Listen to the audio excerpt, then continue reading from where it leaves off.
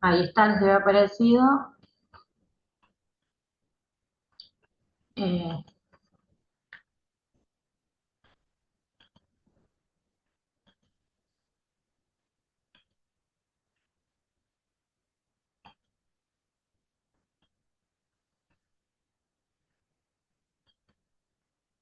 ahí se ve.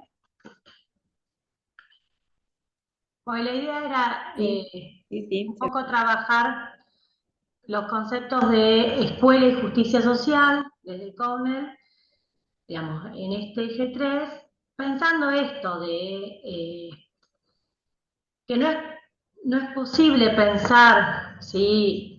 No solamente el currículum escolar, sino eso que está organizado en el currículum, porque no es posible pensar la organización en términos de la construcción y después todo el despliegue organizativo del conocimiento sin una inscripción social, sino sin pensar que hay determinados procesos sociales que lo condicionan y que lo determinan y que van generando, ¿sí? Esas orientaciones, digamos. Por un lado vamos a tener, digamos, esto, ¿se acuerdan lo que trabajamos la primera clase?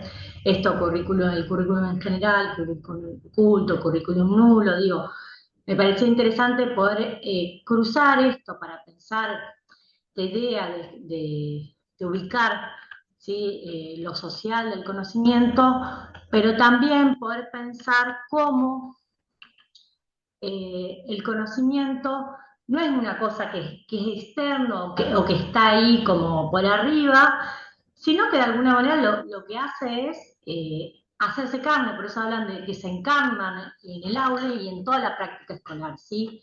No es solo un deber ser, sino es algo que nos orienta en el trabajo, ¿sí? De la docencia, pero también que hace muchas veces también, a pesar nuestro, de un eje, de una forma de pensar esas configuraciones en el aula y en el trabajo con el conocimiento, ¿sí?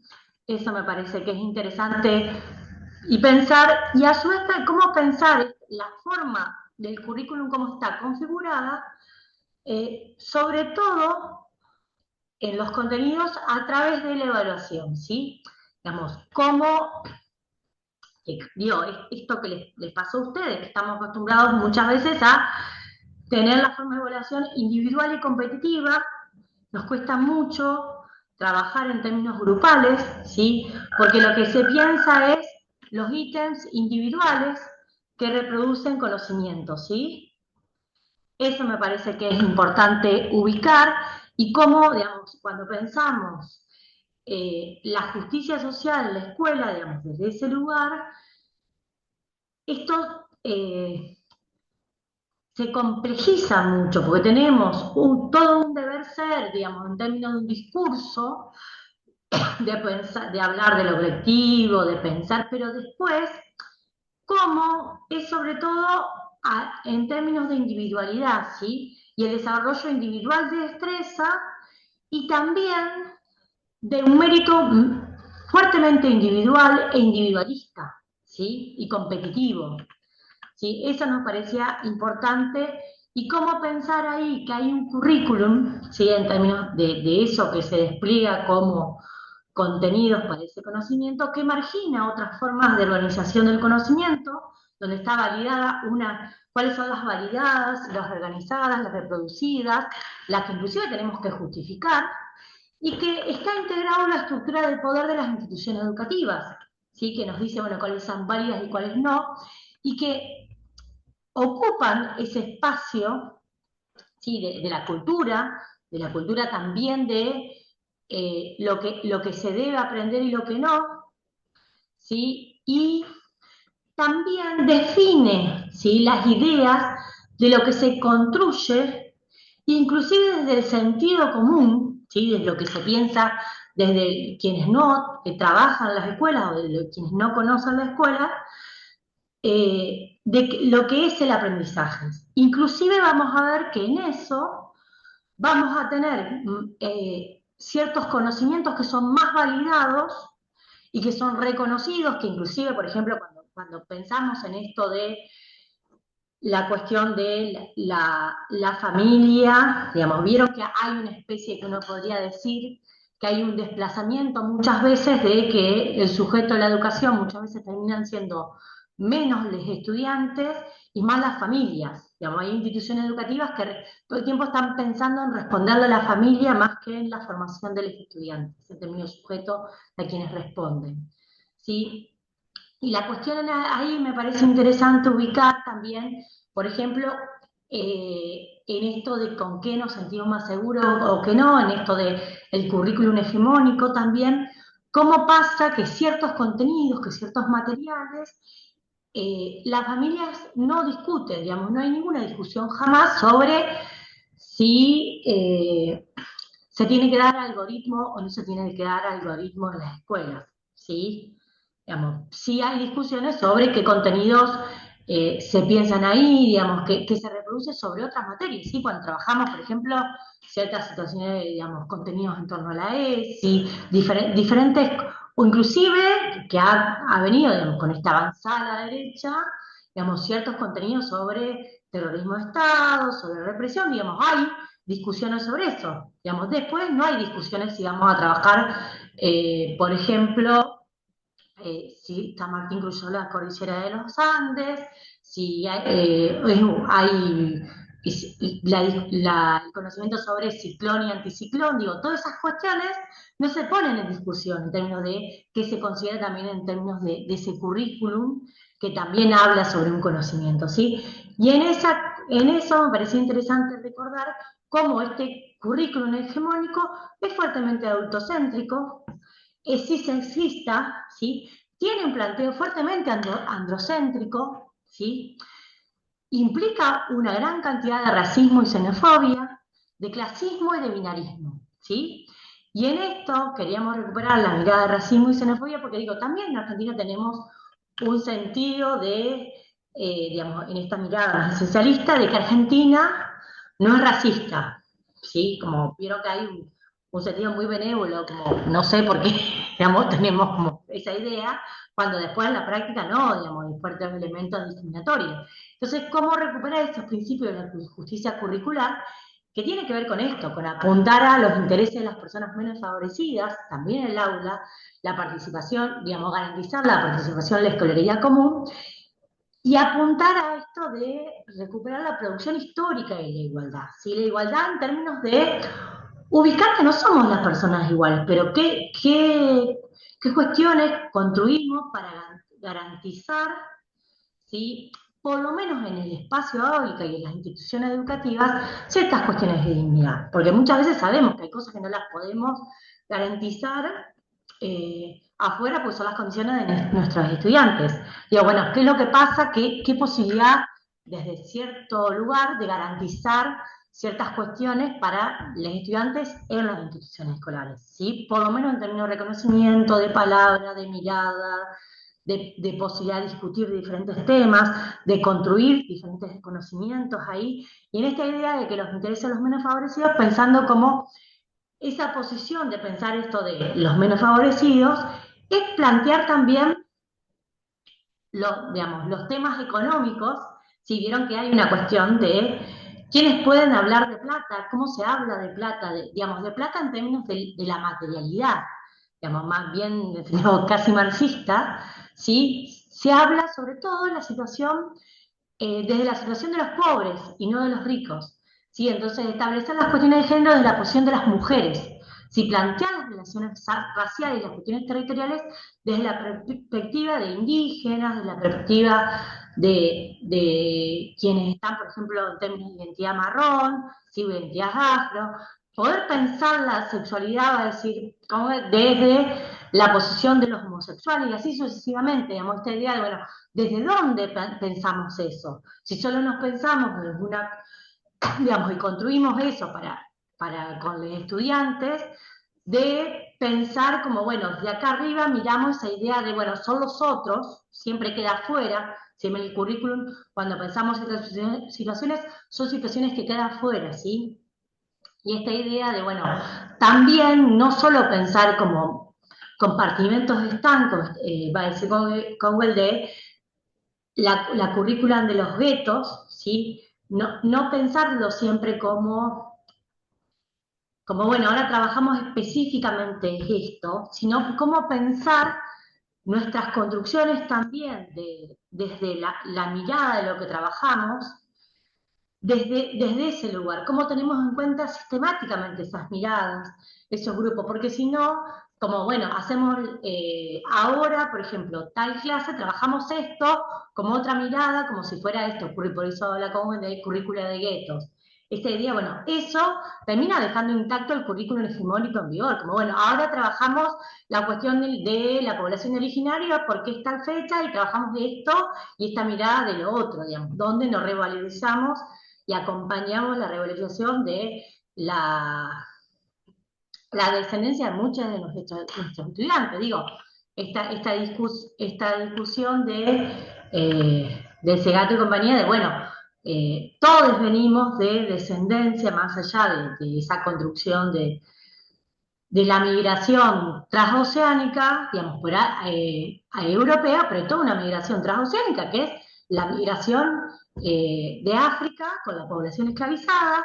Hay toda una descendencia que tenemos de la población originaria, ¿sí? Y eso nos constituye como población, y muchas de las poblaciones que tenemos como estudiantes, no solamente para nosotros también como individualidades, sino también, bueno, que también vienen de eso. Entonces, ¿cómo habilitar eso? ¿Sí? Entonces, pensar eso, bueno, cómo implica la comprensión de las culturas y los intereses de esos diferentes participantes, ¿sí? Eso me parece que es interesante y no siempre pensarlo desde la posición socialmente dominante, sino poder pensarlo desde otras posiciones, ¿sí? Entonces recuperábamos algunas preguntas que es, ¿qué enseñamos a quién o a quiénes, en qué marco, de qué manera, con qué materiales didácticos? Y ahí es cómo lo evaluamos, ¿sí?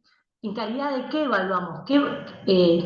No solamente con el instrumento, digamos, que habla mucho de ese proceso, sino también, bueno, ¿cómo pensamos ese proceso? ¿Cómo se llega a eso, digamos? Ya sabemos que hay que cerrar los trimestres, todas esas cuestiones hay que hacerlo, necesitamos nota, bueno, pero ¿cómo llegamos a esa nota? ¿Cómo pensamos esto que muy probablemente lo han trabajado y es como una cosa, digamos, cómo se construye ese pacto pedagógico? ¿O cuáles son las propuestas que se hacen ahí, sí?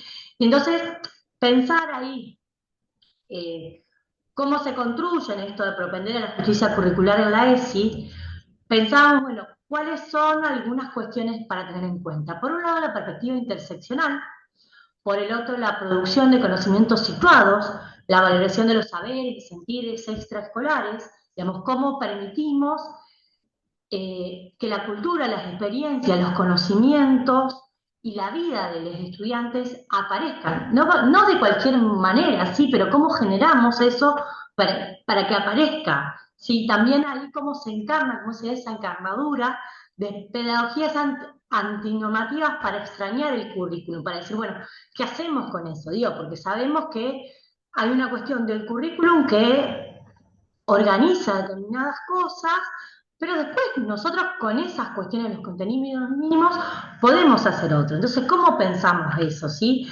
Entonces, a partir de eso recuperamos el concepto de interseccionalidad.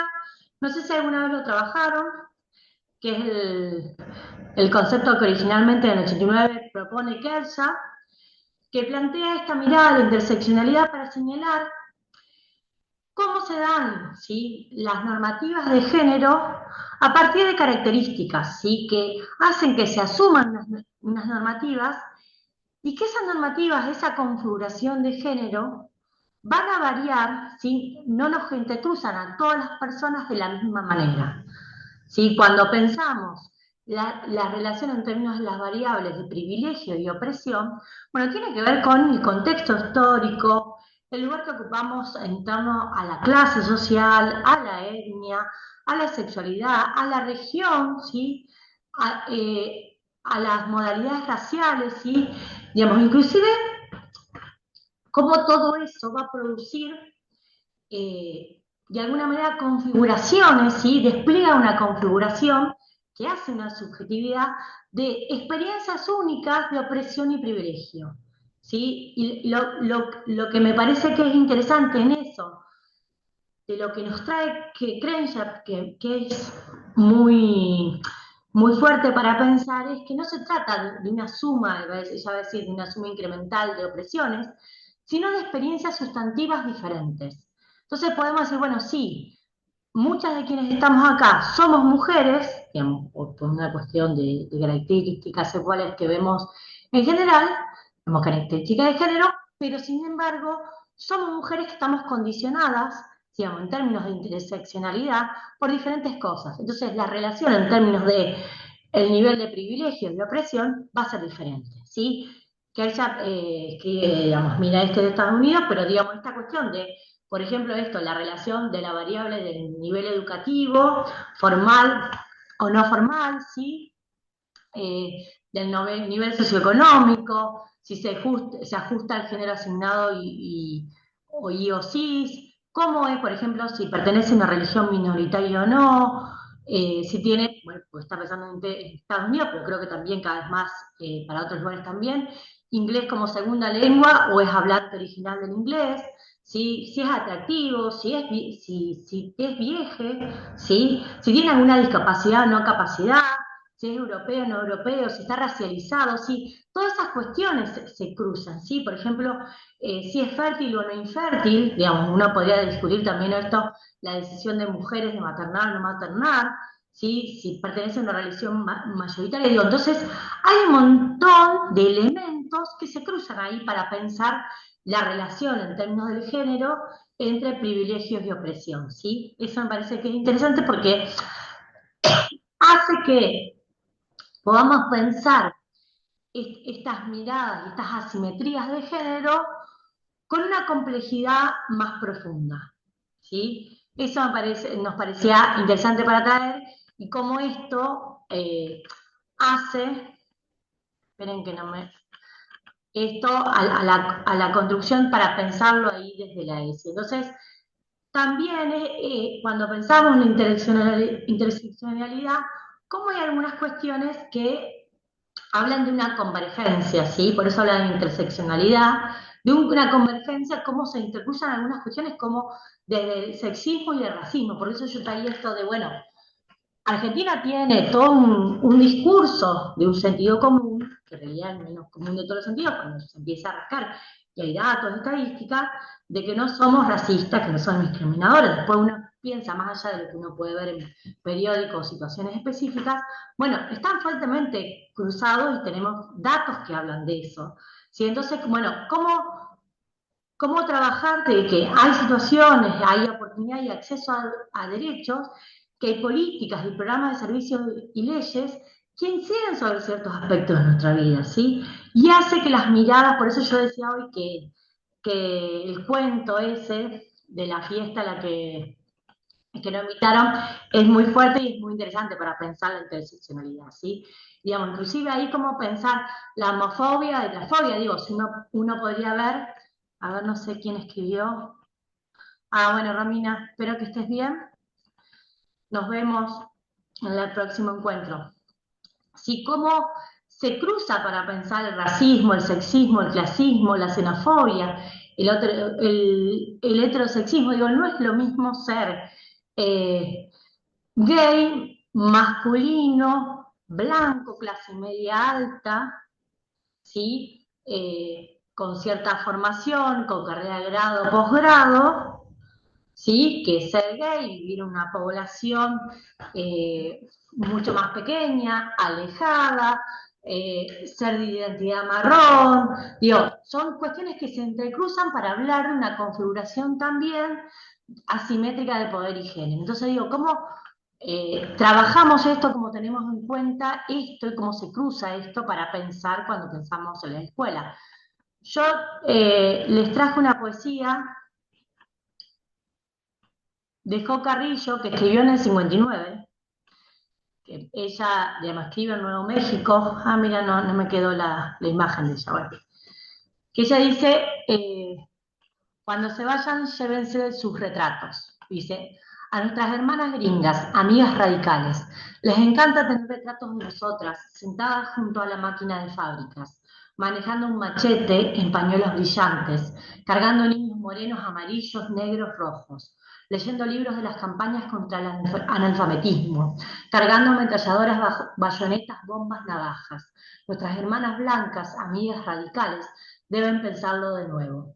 A nuestras hermanas gringas, amigas radicales, les encanta tener retratos de nosotras, andando por el sembrado en el sol ardiente, con sombrero de paja si somos morenas, pañuelos si somos negras, en faldas de tejido brillante, cargando niños morenos, amarillos, negros, rojos, leyendo libros de las campañas contra el analfabetismo, sonriente.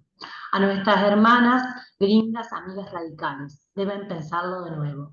Nadie se sonríe al dar frente al día excavando pedazos de uranio como recuerdos, o limpiando detrás de nuestras hermanas gringas, amigas radicales. Y cuando nuestras hermanas gringas, amigas radicales nos ven en carne viva, no como su propio retrato, no están muy seguras si les encantamos tanto. No somos tan felices como nos vemos en su pared. No sé qué ven, yo sigo hablando ya, a mí me conocen, yo empiezo a hablar y no paro. ¿Qué ven en esta poesía?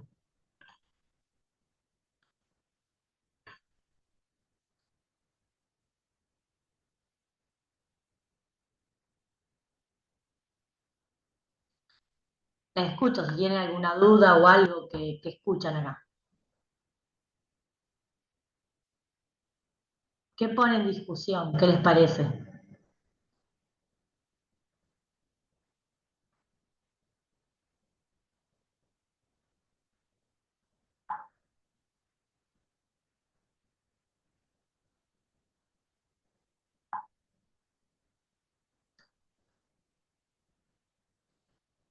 Les cuento por qué lo traje a este, digamos, sale de la mirada de lo escolar, pero trae un poco claro, Sonia habla de racismo, exactamente. Trae la discusión, sobre todo sobre el feminismo liberal blanco. Esta idea de, bueno, siempre cuando, digamos, cómo se construye, digamos, por eso decíamos, para pensar la interseccionalidad, bueno, hay más complejidad, digamos, Sonia dice diferencia de clases, dice de gringo, sí, digamos. No sé por qué no me quedó la foto, búsquenla después a Jo Carrillos, una mujer eh, morocha, digamos, con rulos, no es afro, es latina, pero me parece que es interesante que ubica esto. Bueno, como también esto de cuando pensamos las pedagogías antinormativas, cómo pensar esa otra forma del currículum también si no siempre pensamos lo otro y construimos lo otro como exótico o lo otro como en un lugar desde el lugar, digamos, construimos las miradas también desde el lugar de poder.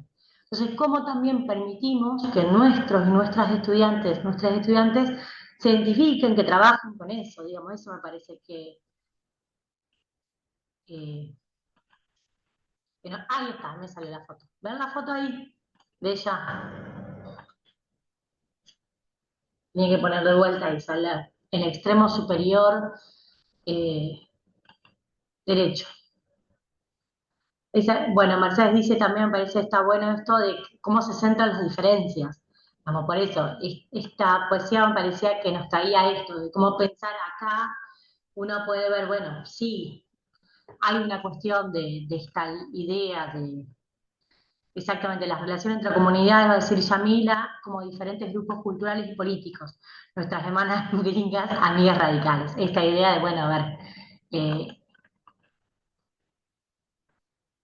sí, ahí manda Sonia, sí, el, el poema. Tiene algunas otras cosas escritas muy interesantes si quieren seguir leyendo ella. Me parecía interesante pensar ahí esto de, bueno, cómo pensamos inclusive, digamos, cuando miramos es la mirada interseccional, porque si no, seguimos pensando desde solo un lugar. Entonces, ¿cómo construir eso? ¿Cómo incorporamos la mirada de clase a la mirada de género, la mirada racista, la mirada de cómo siempre sostenemos, sobre todo una mirada fuertemente capacitista, digamos, ahí, entonces, ¿cómo trabajar con todo eso? Me parecía que era interesante traer acá cuando pensábamos el concepto de interseccionalidad y ahí también como cuando pensamos en la interseccionalidad, cómo hay una fuerte racionalización, digamos, en el sistema capitalista, en total, todo Occidente en su mayoría, tiene una racialización de las relaciones de clase, ¿sí? Con una descalificación,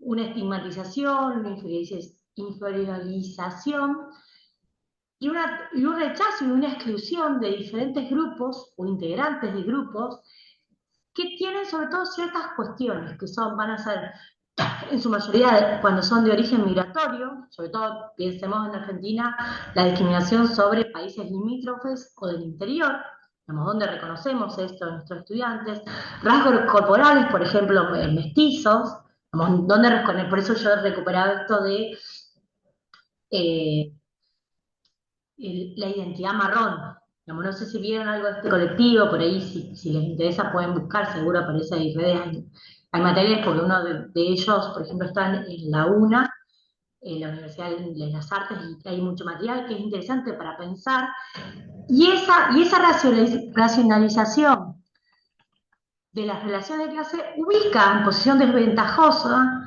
a las posiciones, a esos grupos que tienen otra posición, que no responden a este modelo, a la raza, digamos, o este modelo sobre todo de adultocéntrico, más, obviamente más tirando, digamos, reconociendo en un lugar de mayor poder al varón, pero sobre todo también, digamos, en una posición de lo blanco, ¿sí? Esa construcción de lo blanco, lo hegemónico, esto que podemos pensar hoy como lo hegemónico, y cómo se descalifica también estas formas culturales vinculadas al origen migratorio y la marginación. ¿Sí? Digo, cómo eh, también eso va a obturar, digamos, reconocer que tenemos un proceso histórico que construye esas diferencias sociales, que está fuertemente organizado, digamos, que no es solamente la excepcionalidad de América Latina, sino tiene que ver con todo Occidente en su mayoría, digamos, y obviamente Argentina no somos la excepción, que las diferencias sociales están organizadas sobre bases raciales que tienen un origen, en Argentina, en la colonización, el proceso, sí, de colonización, y que ubica a las personas, ¿sí? En escalas jerarquizadas acerca de lo legítimo, ilegítimo, bueno, malo, superior, inferior, digamos, que tiene que ver, digamos, este planteo de María Margulis, con una mirada fuertemente racializada, ¿sí? Que centra el significado en el cuerpo, ¿sí? Y lo atribuye como natural, naturaliza, transformando las diferencias en desigualdades, ¿sí? No sé si vieron algunas veces algunas discusiones sobre la cuestión afro, digamos, estas cuestiones de, pensamos, por ejemplo, la cosa, si la cosa está oscura, digamos, pensemos cómo estamos acostumbrados y cómo tenemos en el lenguaje, se explica y se naturaliza ciertas formas de las discriminaciones. Por ejemplo, la cuestión de, bueno, asumido como lo oscuro, lo negro, como lo malo, lo blanco como lo bueno. Digamos, pensemos que decimos, en vez de decir trabajo no legal o trabajo precario, decimos trabajo en negro. ¿Sí? Como, digamos, en nuestro lenguaje también hay todo un despliegue. Nosotros trajimos el ejemplo de el blackface, digamos, que viene hace unos años teniéndose esa discusión, digamos, la discusión, qué es lo que pasa en las fiestas, las efemérides, los actos escolares, con esa cuestión. ¿Escucharon hablar alguna vez de blackface?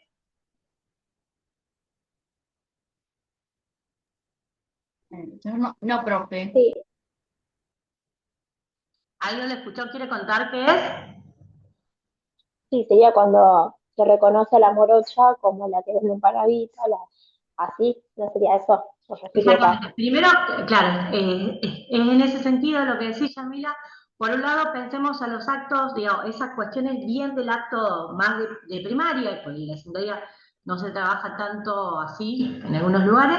Esa cuestión de, bueno, si sos rubia o sos más blanca, o sea, los niños y niñas rubias más blancos, son, por ejemplo, el 25 de mayo ocupan ciertos lugares en el Cabildo, ¿sí? Quienes venden, digamos, son, digamos, quienes venden empanadas o bien venden pastelitos, bla, bla, bla, son las chicas, chicos, o quienes venden las velas, estoy pensando en esos lugares tradicionales de los actos escolares, son más morochos, digamos, esa asunción, y por otro lado la cuestión de, eso es uno, y por otro lado la discusión de cómo se representan los hechos de la Revolución de Mayo, por ejemplo, desde un lugar de la servidumbre, ¿sí? Digamos, porque de hecho todavía estaban en condiciones, no estaban todavía los libertos, todavía había esclavitud en Argentina, digamos, y la relación de la negritud con la servidumbre como romantizada y feliz, como si la esclavitud fuera algo, o esta idea de Argentina que, bueno, Argentina no era tan estricta, lo trataban bastante bien a los esclavos, como bueno, como esa cuestión de romantizar esos lugares, y por otro lado, el blackface es la cuestión de pintar a los negros de negro al estudiante con el corcho quemado muchas veces, para que actúen como de esclavos. ¿Sí? Esto vos recién decías, ahora Yamila, ¿puedo decir algo? Recién veo tu... Sí, Sí, que digo, por ejemplo, ahora en los actos, actualmente, donde estoy trabajando en varias escuelas, se sacó todo eso y ya no se reconoce más el morocho que vende velas y demás, sino que puede ser un rubio, un alumno rubio puede también vender velas, no simplemente tiene que ser un morocho. Eso por ahora, con todas las leyes y demás, se fue modificando mucho en la escuela primaria. ¿en qué localidad o provincia estás vos, Yamila? Estudié el Trébol Santa Fe, pero estuve trabajando en Pellegrini, Carlos Pellegrini, San Jorge. Gracias. Sí, me parece interesante para pensar esto, cuando pensamos cómo se construyen estas otras formas de la lectura del currículum, cuando pensamos la mirada de la interseccionalidad, tiene que ver también con estas cosas, digo, porque también ha habido trabajos no solamente de grupos de identidad afro, sino también de otros grupos, también desde la ESI, pensar estos lugares de asimetría, cómo construimos y cómo hacemos para no perpetuar ahí esas figuras de la esclavitud, ¿sí? Y también esas figuras de la esclavitud, por eso decimos esta cuestión que tiene que ver como la expresión étnica también se localiza en un lugar y no en otro, y cómo reproducimos en eso de los contenidos de la escolaridad esos lugares, porque me parece interesante pensar ahí cómo se da, eh, digamos, pensando eso, digamos, que bueno, no es un momento que trabajamos, sino cómo lo usamos. Sí, por eso yo decía, bueno, esto del discurso, qué es lo que pasa en los actos, qué es lo que hacemos ahí, qué es lo que pensamos como lo bueno, lo bonito, lo bello, digamos, lo hegemónico. Bueno, ¿en qué sentido es hegemónico? Cuando pensamos esa idea de hegemonía, viene al estilo gramsciano, digamos, es esta idea de lo hegemónico como una construcción dominante construida desde cierta clase, de cierto lugar, volviendo a esta idea de, bueno, lo hegemónico y cómo se construye ahí, lo adultocéntrico, ¿sí? Lo binario, lo cisgenérico, ¿sí? Y lo fuertemente pensado en un lugar de una situación étnica que se construye como hegemónica y por arriba de otras etnias, ¿sí? Y cómo reproducimos una lógica para pensar la dominación, ¿sí? Eso me parecía que era interesante, nos parecía interesante para traer acá. Yamila dice, se habló de los pueblos indígenas que fueron pensados como esclavos. Sí, digo, eh, en Argentina hay, digamos, todos unos trabajos de historiadores, sobre todo qué es lo que pasa, digamos, si bien no se dio, salvo alguna parte extrema de cierta parte del noroeste argentino, digamos, la llegada más bastante periférica de la mitad, pero sí se dio esta cuestión de las reservas, digamos, de localidades, las misiones, ¿sí? Yamila dice, se está dejando atrás, en Disney se empezó a implementar el origen, las personas de color. Sí, digo, eso es social, pero la cuestión es cómo lo trabajamos en la escuela, digamos, esto. Bueno, Disney lo plantea por una cuestión también bastante que uno puede decir, bueno, nos da elementos porque nos da elementos para poder trabajar, para que también en la cultura aparezcan otras cosas, para poder reconocer, identificarse en eso, en esas otras historias, ¿sí? Así como podemos pensar, bueno, ¿por qué siempre las historias, por ejemplo, de lesbianas o de gays o de trans son siempre historias de dolor, digamos, como pensar otro tipo de narraciones, por ejemplo en el cine, digamos, Disney también, digamos, está buenísimo poder encontrarse en otras historias, digamos, las diferentes etnias, pero también Disney lo está haciendo por una cuestión de multiculturalismo para poder vender más, digamos, pensando en diferentes nichos de mercado. No es solamente, digamos, eso me parece que es pensar ahí cómo el mercado se adecúa a eso para tener mayor consumo, ¿sí? Eso me parece que es interesante. Y ahí, en esta idea de pensar la interseccionalidad, traíamos la mirada de la articulación del cuerpo-territorio, ¿sí? Esta idea de cuando pensamos el cuerpo-territorio, ¿sí? La idea del cuerpo como territorio, pensamos tres ideas fuerza para inscribirlo, para pensarlo. Por un lado es situar esas corporalidades, esos territorios, desde una mirada, una perspectiva que esté bien fuertemente situada, localizada, pensando desde qué punto de vista se parte, por tanto, cuál es el posicionamiento político que se parte para darse esa configuración de esa situacionalidad, ese cuerpo territorio, desde la mirada de Donna Haraway, ¿sí? Y esa idea del territorio como un espacio construido, no es algo que viene dado per se, que es natural, que se construye porque sí, sino que hay una construcción por actores sociales a través de sentidos que se dan a ciertas prácticas, ¿sí? Y que esos espacios lo que van a hacer es articular referencias y otorgar pertenencia a los sujetos. Y no tiene que ver cuando pensamos esta mirada del cuerpo-territorio, no tiene que ver solo con una cuestión, digamos, una división política de lo territorial, sino cómo habita y cómo se construyen también esas corporalidades, cómo nosotros en las instituciones escolares acompañamos y construimos también nuestras corporalidades y acompañamos la construcción del cuerpo territorio de las corporalidades de los estudiantes, en términos de cómo también ese cuerpo territorio habla de unas desigualdades del territorio, ¿sí? Que son leídas en los cuerpos en la medida que los atraviesan, los violentan, si los destruyen, los torturan muchas veces, a decir Sosa, digamos, pensándolo en cuestiones como, bueno, cuando pensamos cuerpo-territorio, como ciertos cuerpos, digamos, pensemos las diferentes edades con las que trabajamos, cómo hay un disciplinamiento de los cuerpos, sí, primero en términos fuertemente binarios cada vez más, pero a su vez como elementos como la gordofobia, cómo se ponen en determinada etapa, por ejemplo, las niñas, decíamos, cierto uso de vestimenta, cierto no uso, cómo, dónde, digamos, cómo están atravesadas todo el tiempo esos cuerpos por una territorialidad que se construyen, ¿sí? En términos de esas prácticas sociales, ¿sí?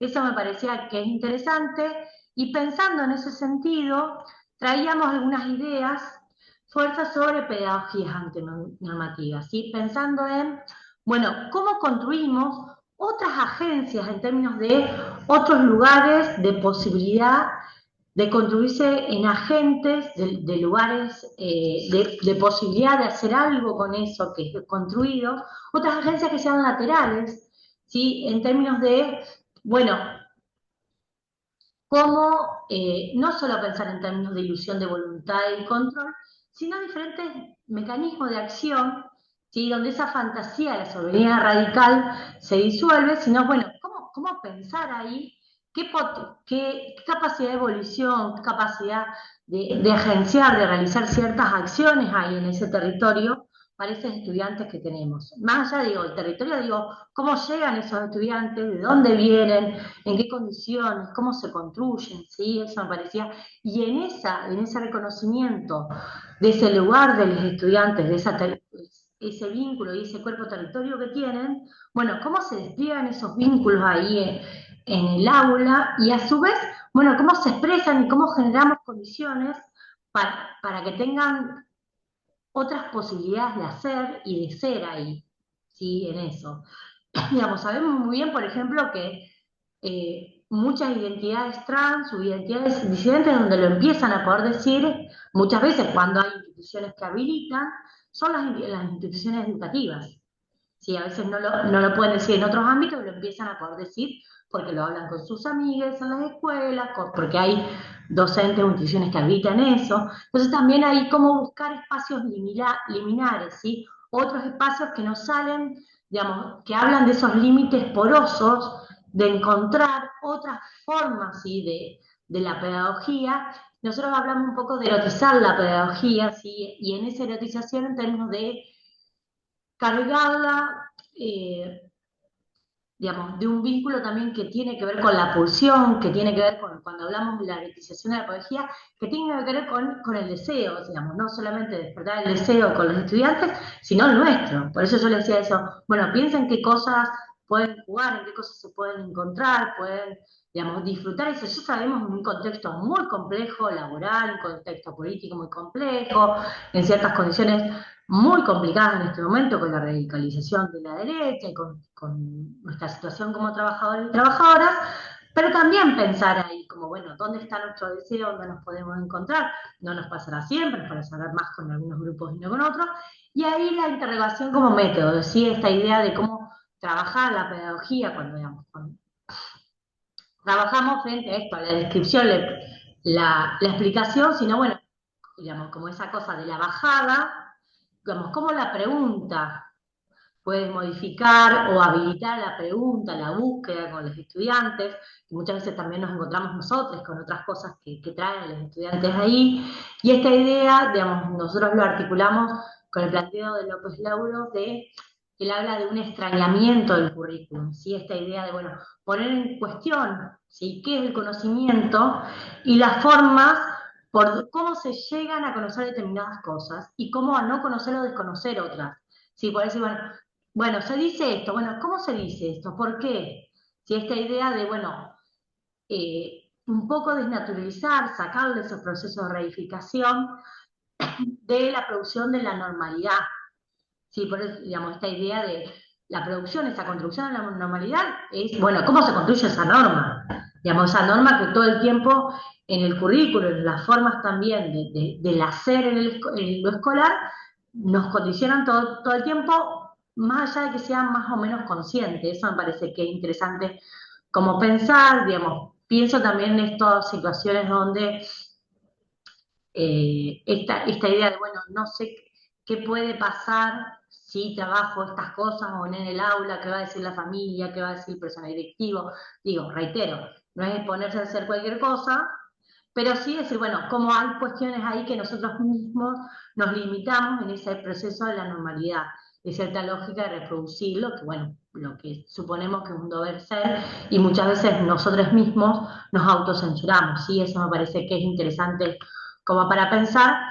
Eso me parece que está bueno ubicar también, a ver, cómo ubicar diferentes, digamos, cuando pensamos, por eso decía, el lenguaje del sexo, digamos, esta idea de cómo es cuando pensamos, digamos, por ejemplo, en estos contenidos bien biologicistas del lenguaje del sexo, termina siendo una cuestión muchas veces que es más didáctico, explicativo, y es desexualizado en términos de que se le corre también una posibilidad de pensar otras cosas. Una bajada, bueno, esto es así, así, entonces, ¿dónde está ahí el deseo? ¿Dónde está el erotismo? ¿Dónde está, digo, la posibilidad de encontrarse en algo que tiene que ver también con lo amoroso, tiene que ver con la identidad, con esa construcción, y cómo pensar ahí eh, en esto de la construcción fuertemente binaria que tenemos de la vida, digamos, en las instituciones de lo educativo, que como hay ciertos tipos de sexo en términos de esta construcción binaria, mujer-varón, ¿sí? La masculinidad, feminidad, cierta cosa como pasiva, cierta cosa como activa, dominante, no subordinada, que es la lógica de lo inteligible para todo, y otros tipos inclusive de pensar masculinidad y feminidad son relegados a ese lugar o ese dominio, va a decir autores de ese dominio de lo impensable, que es como el objeto, ¿sí? Y lo moralmente reprensible, reprimible, ¿sí? Todo el tiempo. Eso nos parecía que es interesante como ubicar, ¿sí? Digamos, esto queríamos traer hoy porque nos parecía que es interesante pensar todo esto y cómo la mirada, la interseccionalidad, nos trae a mirar, cuando miramos el género, cuando pensamos desde la ESI, la educación sexual integral, bueno, todo eso que se pone en juego, cómo pensar ahí las situaciones de privilegio, las situaciones de dominación, bueno, entrecruzadas por todo eso, digamos, no es solamente una cosa u otra, digamos, esto de, bueno,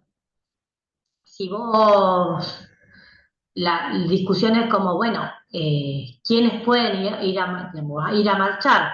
Por ejemplo, lo que fue ayer en Buenos Aires o antes de ayer en otras localidades, en otros lugares como Santa Fe, ¿quiénes pueden, cómo se generan condiciones, por ejemplo, quiénes pueden ir a las marchas de Ni Una Menos?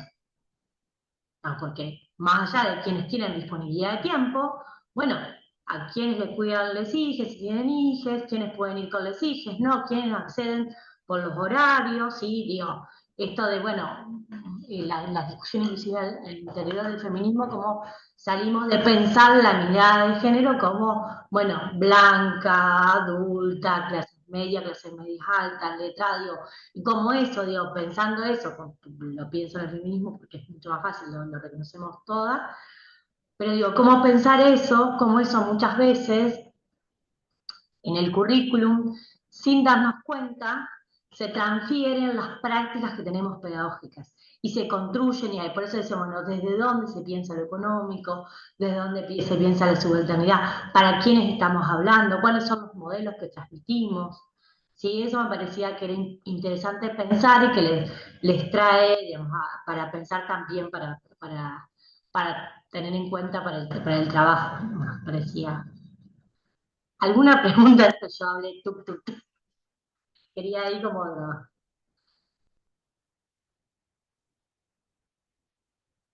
Nada, no me acuerdo quién es de ustedes la que trajo hoy el cuento de la fiesta que nos invitaron, que después lo voy a compartir, lo voy a poner en el aula virtual porque si no lo conocen otros, me parece muy interesante para pensar justamente esto, digamos, estas cuestiones o esto de que hemos compartido, por ejemplo, los videos de Susy Shock, en esto de pensar, bueno, una identidad trans, digamos, más racializada, con una orientación étnica, haciendo diferentes cosas, haciendo otras cosas, con ciertas corporalidades, digamos, poder pensar todo eso que nos habita, porque si no, cómo reproducimos ciertas lógicas también en el aula, y, digamos, y no reconocemos esos cuerpos territorios, que muchas veces son nuestros mismos cuerpos territorios, digamos, pero también, digamos, todos los cuerpos territorios que habitan las diversidades de los estudiantes que tenemos. Eso me parecía importante, nos parecía que era importante traer para trabajar hoy. ¿Alguna pregunta? Profe, vi el video de Kimberly Crenshaw, ¿no? Sí. Eh, sí, la verdad me pareció una charla poderosa, ¿no? Qué lindo el mensaje. Y me quedé pensando en la frase, decía, cuando no hay nombre para un problema, no se puede ver el problema, y cuando no se puede ver un problema, bueno, no se va a resolver. Claro. Y bueno, pensando en las cosas que quizás pasan en la escuela, bueno, quizás también somos parte sin darnos cuenta, y bueno, está bueno meditar sobre eso, ¿no? Sí, como es, me parece buenísimo, perdón que tomo agua, esto que traes Mercedes, porque bueno, justamente es eso, bueno, qué cosas no nombramos y muchas veces no nombrarlas en las escuelas también las negamos, digamos esto, de una experiencia personal de una amiga que yo quiero mucho, ellas trabajan, hace unos años está ahora es vicedirectora de un jardín de la comunidad Con en Rosario.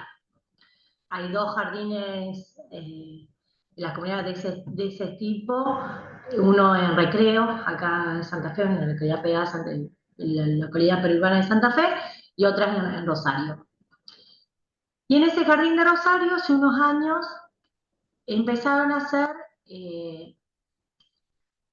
para todos los, digamos, lo empiezan a hacer antes, ya en esta época, para todos los primeros de agosto, digamos, venden para juntar para el jardín, para los materiales, unas cosas, caña con ruda.